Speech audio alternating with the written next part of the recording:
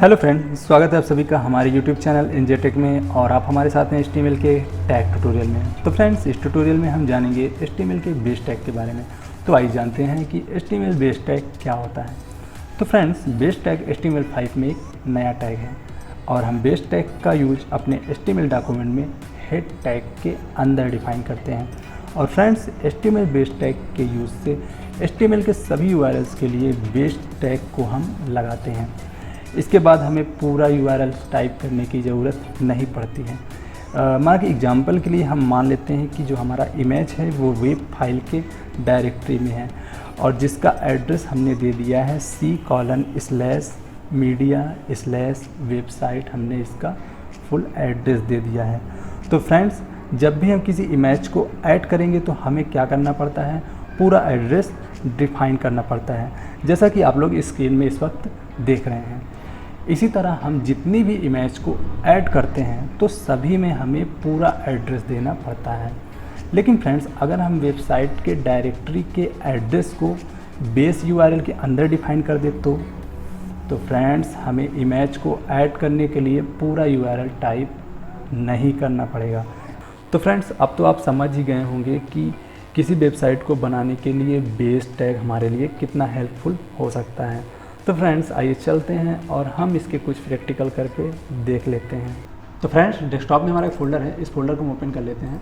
वो फोल्डर को ओपन करने के बाद यहाँ पर देखेंगे कि हमारा कुछ और फोल्डर है, डॉक्यूमेंट्स के नाम से, लैंग्वेज के नाम से, मीडिया फाइल के नाम से, और लास्ट में देखेंगे कि हमारा बेस टैग .html के नाम से हमारा एक HTML की फाइल है जिसका आज हम प्रैक्टिकल कर रहे हैं।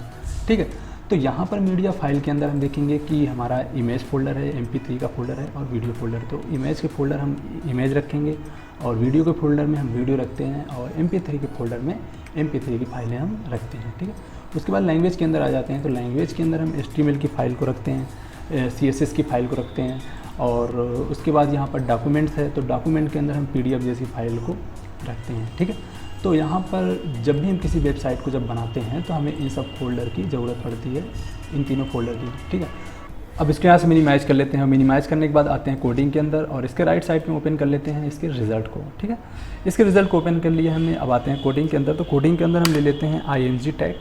तो यहाँ पर img और उसके बाद लगाना था src और src के अंदर लिखना पड़ता है इमेज का सोर्स, मतलब कि एड्रेस। तो आते हैं फोल्डर के अंदर और फोल्डर के अंदर हम देख लेते हैं ये मीडिया फाइल के अंदर और इमेजेस के अंदर यहाँ पर हमारा क्या है, एक 3 इमेजेस हैं PNG फॉर्मेट में, जिप फॉर्मेट है और JPG फॉर्मेट में। ठीक है, तो इसको मैं ड्रैग कर लेता हूँ राइट साइड में और इसको यहाँ से मिनिमाइज़ कर लेते हैं। तो यहाँ पर हम ले लेते हैं पहले एड्रेस को। तो ये हमारा एड्रेस है मीडिया और ये फाइल और उसके बाद स्लैश लगाना है और फिर हमारा था इमेजेस फोल्डर, ठीक, और स्लैश और उसके बाद हमारा इमेज था। ठीक है, तो यहाँ पर आते हैं, देख लेते हैं इमेज, ये हमारा इमेज है। तो सबसे पहले ले लेते हैं flower.png वाली इमेजेस को। तो यहाँ पर हम इसको कॉपी कर लेते हैं और कॉपी करने के बाद इसको हम यहाँ से मिनिमाइज़ कर देते हैं। मिनिमाइज़ करने के बाद आ जाते हैं कोडिंग के अंदर और इसको यहाँ पर हम पेस्ट कर देते हैं। ठीक है, Ctrl+V से पेस्ट, Ctrl+A से सेव और उसके बाद यहाँ पर हम Ctrl+A से सेव करने के बाद यहाँ पर हम रिफ्रेश करते हैं। तो ये क्या होता है कि ब्राउज़र के अंदर हमारा PNG का फ्लावर एक आ जाता है। ठीक है, और इसी तरह हम दूसरी इमेज को जब देंगे तो दूसरी इमेज में क्या करना पड़ेगा, हमें फिर से इसी तरह हमें दूसरा इमेज का जो है इमेज टैग लगाना पड़ेगा और उसके अंदर src एट्रीब्यूट के अंदर हमें पूरा एड्रेस लिखना होगा। जितने भी हम इमेज देते हैं तो उसके अंदर फुल एड्रेस देना पड़ता है। ठीक, लेकिन अगर हम बेस टैग यहाँ पर लगा दे तो यहाँ पर हम आएंगे तो अब यहाँ पर हम बेस टैग यूज़ कर लेते हैं। ठीक है, बेस टैग और उसके बाद लगा देते हैं हाइपर रिफ्रेश एट्रीब्यूट्स और यहाँ पर हम यूज़ कर लेते हैं एड्रेस, जिस एड्रेस को हमने यहाँ यूज़ किया है। तो इस एड्रेस को हम यहाँ से कॉपी कर लेते हैं, कट कर देते हैं। ठीक है, कट करने के बाद Ctrl+S करके सेव करते हैं। अब यहाँ पर रिफ्रेश करेंगे तो क्या होगा, ये इमेज हमारा शो नहीं करेगी क्योंकि यहाँ से हमने एड्रेस को हटा दिया। अब उसी एड्रेस को मैं यहाँ पर पेस्ट कर देता हूँ, Ctrl+V से पेस्ट कर देता हूँ, Ctrl+A से सेव करते हैं। अब क्या होगा, यहाँ पर रिफ्रेश करके देख लेते हैं। तो यहाँ पर रिफ्रेश करने पर क्या होगा कि हमारा जो इमेज है वो वापस आ जाएगा। ठीक है, तो इसी तरह से हम कई इमेज रख सकते हैं और यहाँ पर हमें पूरा एड्रेस लिखने की ज़रूरत भी नहीं पड़ेगी। ठीक है, तो दूसरा इमेज ले लेते हैं img और src एट्रीब्यूट्स और उसके बाद ले लेते हैं दूसरा इमेज। तो आते हैं फोल्डर के अंदर ठीक है। फोल्डर के अंदर यहाँ दूसरा इमेज है, तो यहाँ से इसको हम कॉपी कर लेते हैं। कॉपी करने के बाद आते हैं कोडिंग के अंदर और इसको यहाँ से पेस्ट कर देते हैं। फिर यहाँ पर पेस्ट करने के बाद मैं इसको कंट्रोल से सेव कर देता हूँ और यहाँ पर रिफ्रेश करता हूँ, तो ये क्या होगा, हमारी जिप वाली इमेज आ जाती है। यहाँ पर हमने क्या किया, केवल इमेज का नेम टाइप किया और उसके बाद इसके फॉर्मेट को टाइप कर दिया, तो ये क्या हुआ, यहाँ पर इमेज आ गई हमारी। ठीक है। अब इसी तरह हम तीसरा इमेज ले लेते हैं। तो यहाँ पर फिर से IMG टैग लगा देते हैं और उसके बाद SRC एट्रीब्यूट्स यहाँ पर हमने ले लिया और फिर से यहाँ पर आते हैं। आने के बाद जो हमारा तीसरा इमेज है रोबोट वाली, तो यहाँ पर रोबोट वाली इमेज ले लेंगे।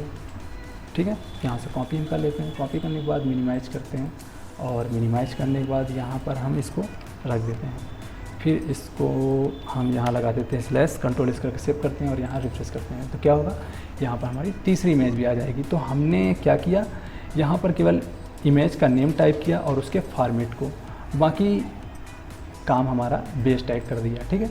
तो यहाँ पर बेस टैग से लगाने से यही फ़ायदा होता है कि हमें इमेज टैग के अंदर या फिर अगर आप वीडियो फाइल को रखना चाहें तो वीडियो फाइल के अंदर हमें पूरा सोर्स लिखने की ज़रूरत नहीं पड़ती है। ठीक है। तो हमारा जो बेस टैग था ये आज ख़त्म हो गया है। तो फ्रेंड्स, अगर हमारा ट्यूटोरियल आपको अच्छा लगा हो तो लाइक करें, अपने दोस्तों के बीच शेयर करें और हमारे चैनल में जो नए आए हैं तो प्लीज़ सब्सक्राइब करके बेल आइकन को प्रेस कर दें। तो मिलते हैं अगले ट्यूटोरियल में, तब तक के लिए बाय फ्रेंड।